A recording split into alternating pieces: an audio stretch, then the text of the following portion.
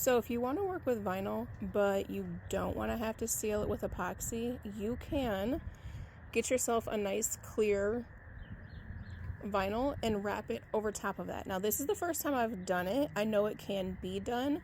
So I did it on live today. I learned my lesson. Don't just willy-nilly wrap your clear wherever you want to.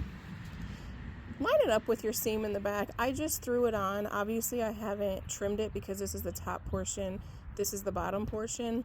I'm going to leave it like this, though, so that I can show people the mistake. And I did the wet method, so it's not dry yet. So all those little spots that you see up top right here, these will end up being, this is really hard to do with one hand. Those will end up being pushed down, and then obviously you would trim the top and the bottom. So the way I did this one was I wrapped the vinyl first, and then I wrapped the clear around it. I then did this one, but I did it differently. Instead of wrapping the actual design vinyl on here and then coming back and wrapping the clear, I put the clear vinyl on while this was on the transfer. So while it was flat, I put the clear on top of it, and then I wrapped it together as one. Now, I haven't really trimmed it all the way through. I started to, but I didn't. My God, why is it so windy out here?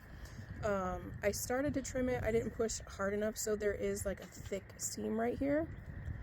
As long as you're trimming it down the middle like you should be doing, you won't have to worry about that. But this gives you the option to still work with vinyl while keeping the decorative vinyl underneath protected, but not having to work with epoxy or crystal-lac or any of that, because I know a lot of people don't like doing that. So this is just another option for those of you who want to venture out past the sublimation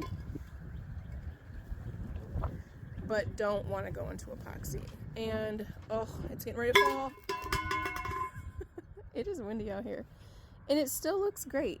Like, there is no distortion to it. It didn't take away any of the color.